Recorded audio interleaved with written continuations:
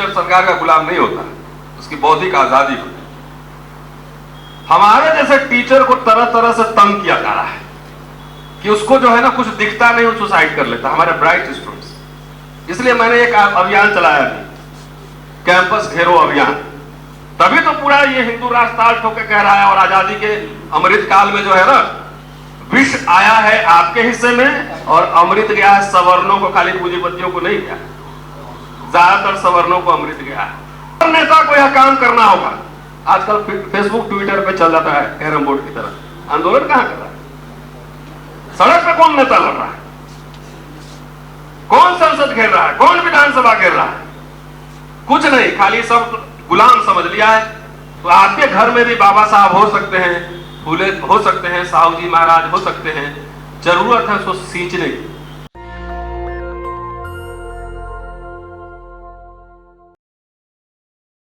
हमारे समाज की विडंबना यह है कि सभा में जितने लोग होते हैं 99% चाहते हैं कि हम विधायक और सांसद बन जाए, इसी चक्कर में मारामारी हो गई। तो इस बात पर गंभीरता से सोचने की जरूरत है। तरह तरह के काम होते हैं, मेरा काम लिखना, पढ़ना, बोलना है। जरूरत पड़ेगी तो चुनाव भी लड़ा जाएगा, लेकिन इसके लिए हड़बड़ी नहीं है। जरूरत पड़ी तो दोस्तों, अभी मैडम ने अच्छी बातें इशारा की साहू जी महाराज के ऊपर, अंबेडकर साहब के ऊपर, कि क्या आपको लगता है कि नेता सिर्फ चुनाव में बनते हैं या चुनाव में बनते हैं? मेरी असहमति। अब 2020 जो क्रिकेट खेलने जाता है तो उससे पहले बहुत सारा मैच और ट्रेनिंग लेके तब वहां पहुंचता है। लीडर्स विश्वविद्यालयों में बनते हैं, यूनिवर्सिटीज में बनते हैं। और ये बात मैं नहीं कह रहा हूं, बाबा साहब के ही भाषण से आपको सुना। वहां पे भावी पीढ़ी का निर्माण, लेकिन हमारे एजेंडे से, मैं कह रहा हूं, हमारे एजेंडे से पूरा अमूमन शिक्षा, स्कूल, कॉलेज, यूनिवर्सिटी, उसमें बढ़ते दमन, उसमें बढ़ते अत्याचार कहीं विमर्श में नहीं है। अभी कुछ दिन पहले 7-8 जुलाई को कहां गए इंजीनियर साहब? हाँ, बैठे हैं उधर। IIT का एक छात्र जो है सुसाइड कर लिया, उनकी डेलीगेशन गई थी अभी मिलने। दर्शन सोलंकी सुसाइड कर लिया। कुछ टीचर्स, हमारे जैसे टीचर्स जो लगातार इनसे मुकाबला कर रहे हैं वैचारिक, मैं सरकार का गुलाम नहीं होता, टीचर सरकार का गुलाम नहीं होता, उसकी बौद्धिक आजादी होती। हमारे जैसे टीचर को तरह तरह से तंग किया जा रहा है। कुछ नहीं जीता तो घर के सामने कूड़ा फेंकवा दो, छुट्टी रोक दो, प्रमोशन रोक दो, महिला केस में फंसा दो। सारा मेरे साथ चल रहा है, उसी मीटिंग से भी आ रहा हूं और मैंने चुनौती स्वीकार की है। किसी केस में फंसा नहीं, मुझे रोका जा रहा है। हमने धुआं धुआं हो जाएगा, है ना। ये वैचारिक लड़ाई है, वैचारिक धुआं इतना फैलाऊंगा ना। जो किताब की जो चर्चा आपने की, उस किताब का नाम है धर्मांतरण। तो धुआं हम किताब से निकालेंगे ना, विचारों से निकालेंगे, डरेंगे नहीं। ये बात मैं आपको क्यों कहूं? मैंने चीफ जस्टिस ऑफ इंडिया को चिट्ठी लिखा है कि कैंपसेस में जो एट्रोसिटीज बढ़ रहे हैं उसके बारे में लेकर, और अपना केस साइट किया है। मैंने माने साहब को भेज दिया है, और जो सांसद महोदय यहां आए होंगे, सड़क पे तो हम लड़ ही लेंगे, बाकी मंचों पे तो लड़ लेंगे। कम से कम आप संसद में उठाइए, संसद में उठाइए। सारे बच्चे आपके कितने दबे हुए हैं, जहां से आपके फ्यूचर जनरेशन लीडर तैयार हो रहे हैं। अब होना है, डरे सहमे हुए, वहां किस किस तरह के टॉर्चर होते हैं। माथे की नसें जो है ना दबाती है रोज, तरह तरह से ह्यूमिलिएट करके, परेशान करके। मैं 26 साल पढ़ा चुका, 30-32 साल से दिल्ली यूनिवर्सिटी का पास हूं। मैं अनुभव से कह रहा हूं, मैं तो थोड़ा लड़ाका आदमी हूं, तो लड़ो तुम भी, मैं भी लड़ूंगा, लेकिन सब ऐसे लड़ाका नहीं होते। जो बच्चे आते हैं सिंपल होते हैं, उसकी माथे की नस दबाता रहता है और इस पॉइंट पर ले जाता है कि उसको जो है ना कुछ दिखता नहीं, वो सुसाइड कर लेता, हमारे ब्राइट स्टूडेंट्स। इसलिए मैंने एक अभियान चलाया अभी, कैंपस घेरो अभियान।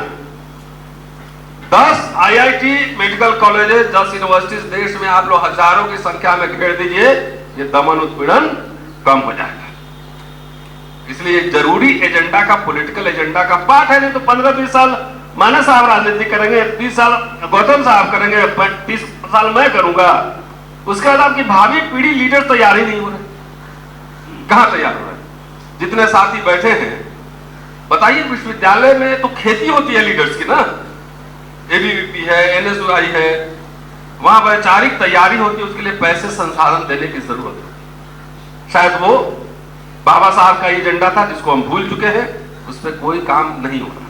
तो हमारे साथी जो काम कर रहे हैं, कुछ बिजनेस कर रहे हैं छोटे मोटे, कुछ और काम कर रहे हैं, और रिटायर जब हो जाते हैं तब मौका मिलता है सोशल वर्क करने का। तो रिटायर होने के बाद हमारे लोग सामाजिक राजनीतिक आंदोलन आगे बढ़ाए। इसके लिए एडवोकेट चाहिए, हिस्टोरियन चाहिए, इंटेलेक्चुअल चाहिए, नौजवान 25-30 साल का लड़का चाहिए, उसको नेता बनाइए। हम लोग सब अपने बच्चों को जो है ना एक सरकारी दिहाड़ी मजदूर बनाने की तैयारी कर रहे हैं। अपने बेटे को न वकील बना रहे हैं, न हिस्टोरियन बना रहे हैं, न इंटेलेक्चुअल बना रहे हैं, न इकोनॉमिस्ट बना रहे हैं, न लीडर बना रहे हैं। तो जब जिस समाज में इंटेलेक्चुअल लीडर नहीं होगा, वो समाज में ज्यादातर डीलर ही होगा, डीलर, लीडर नहीं होगा।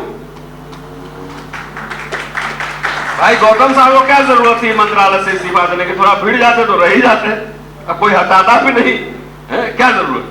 भिड़ जाते, थोड़ा सा भिड़ाका होता, फिर हम लोग भी खड़े हो जाते।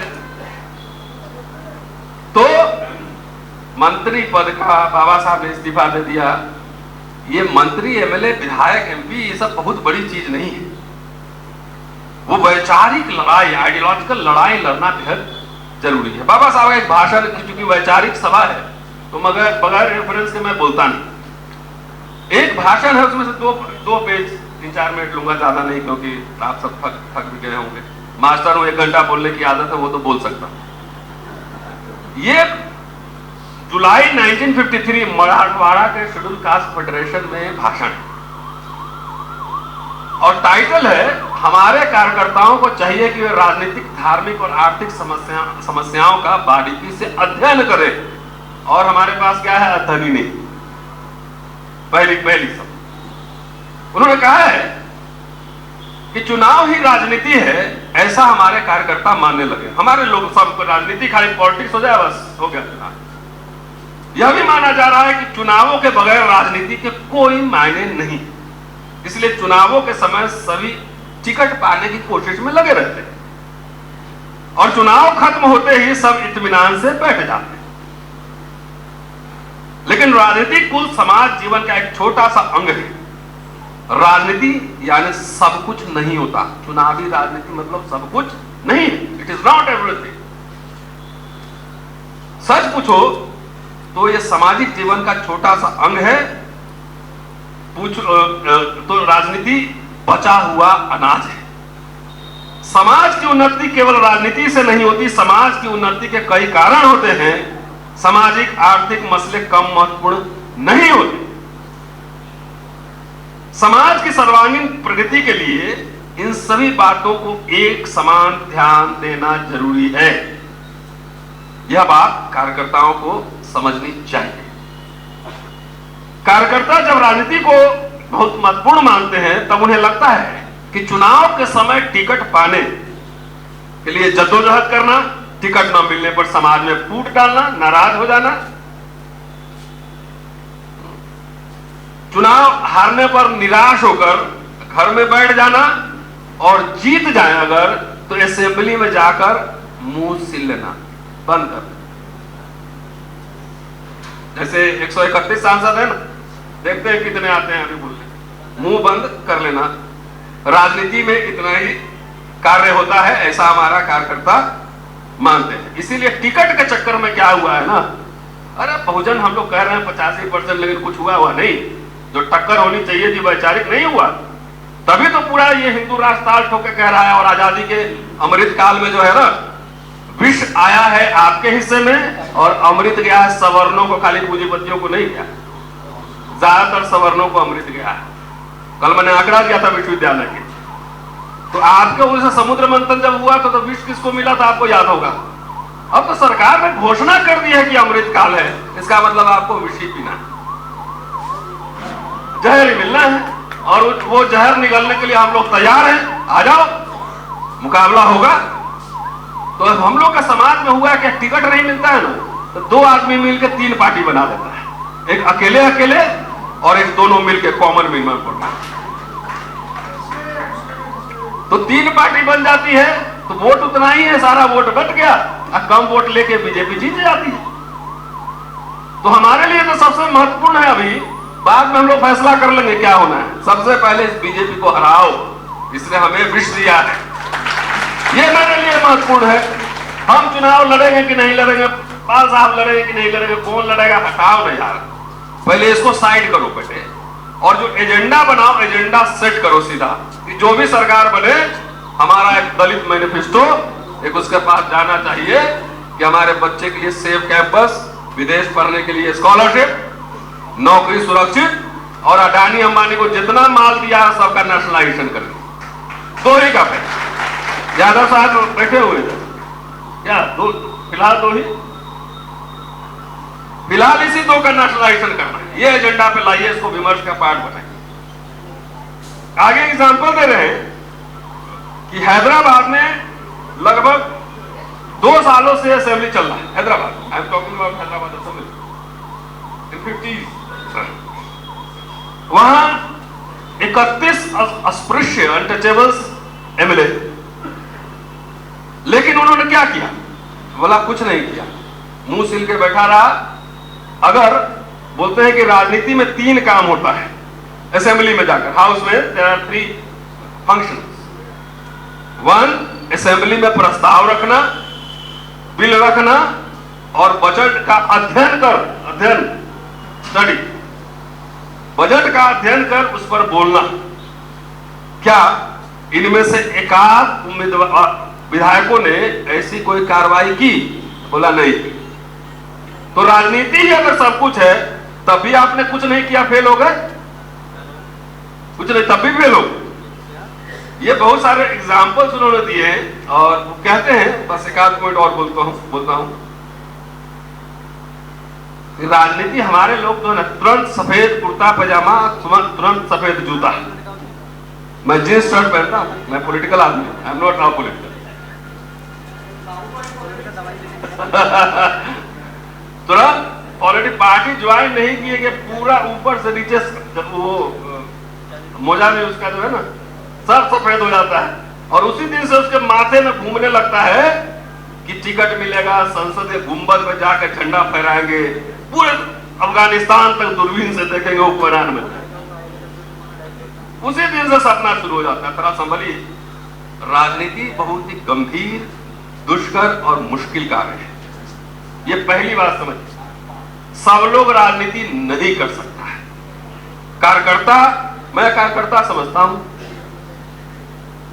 कह रहे हैं बाबा साहब कि अगर कोई राजनीति में आना चाहता है तो पहले उसे राजनीति के बारे में अच्छा अध्ययन करना होगा, पढ़ना होगा। पढ़ाई के बगैर दुनिया में कुछ भी कर पाना संभव नहीं है। बाबा साहब खुद कोलंबिया और लंदन में नहीं पढ़े रहते तो कुछ नहीं किए रहते, वहां मेजर बने रहते बम्बे। हमारे समाज के हर एक कार्यकर्ता को राजनीतिक, धार्मिक और आर्थिक समस्याओं का बारीकी से अध्ययन करना चाहिए। जो नेता बनना चाहते हैं उन्हें नेता के कर्तव्य, काम, नेता की जिम्मेदारियों का ध्यान रखना आना चाहिए, क्योंकि हमारे समाज के नेताओं पर बहुत बड़ी जिम्मेदारियां हैं। अन्य समाज के नेताओं जैसी हमारी हालत नहीं। वो सभाओं में जाते हैं, माला पहनते हैं, भाषण देते हैं, ताली बजवाते हैं, आ जाते हैं। Politics for us is responsibility, it's not privilege. हमारे जाते हैं क्या, एकदम स्कॉर्पियो में बैठ के हवाई जहाज में बैठेंगे, कभी कनाट प्लेस ठीक से घूमा नहीं, आता है वहां air hostess, hello sir how are you, यहाँ ये भी मिल जाएगी, हेलो सर। 4 साल तो खाली कनाट प्लेस के बिल्डिंग देखने में लगा देता है, बोलेगा क्या, उसको लगता है राजा बन गए। बोलना तो हमारे जैसे लोगों की जिम्मेदारी है। तो बिल्डिंग घूम घूम के देखता है, कोई ले गया 5 स्टार होटल में, कॉफी पिलाया, खाना खिलाया, मस्त है, बोला यही तो स्वर्ग जन्नत। बोलने की क्या जरूरत, नहीं तो अगले चुनाव में नेता काट लगा टिकट। अरे वैसे टिकट आए जाए नहीं है कोई बात नहीं, बोलते रहो, कोई ना कोई तो नेता बनेगा जिसका समाज जिंदा रहता है ना, नेता अपने आप टाइट हो जाता है। हम लोग नेता से व्यक्तिगत काम के लिए नहीं जाते मिलते, सामूहिक काम एजेंडा के लिए जाते हैं। तो नेता पे दबाव बनाना जरूरी है। एक पॉइंट और बोलता हूं, उसका खत्म करता हूं। आखिरी पॉइंट जो इंपॉर्टेंट है, कह रहे थे कि आपको लगता है नेता बनना बहुत आसान है, लेकिन मेरी मानो तो नेता बनना बहुत कठिन काम है। खुद मुझे नेता होना बहुत मुश्किल काम लगता है। मेरा नेता होना दूसरों की तरह नहीं है। जब मैंने आंदोलन छेड़ा तब किसी भी तरह का संगठन नहीं था। खुद मुझे ही सभी काम करने पड़ते थे। संगठन करना था तो मुझे ही, अखबार शुरू करना था तो मुझे ही, इसलिए मूक नायक, बहिष्कृत भारत जनता आदि अखबार मुझे चलाने पड़े।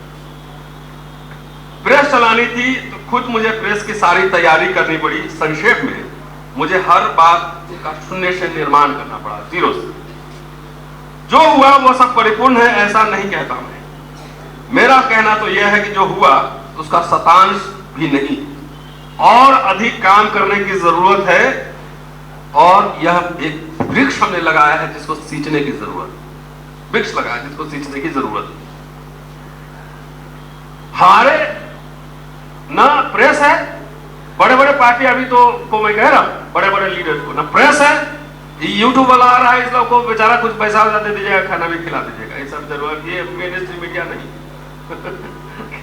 ना प्रेस है, न्यूज़पेपर है, इंटेलेक्चुअल काम नहीं है, स्कूल नहीं है, कॉलेज नहीं है, यूनिवर्सिटी नहीं है, पैसे कमा के पता नहीं कहां कहां छुपा हुआ है, ईडी सीबीआई के डर से चुप बैठा हुआ है।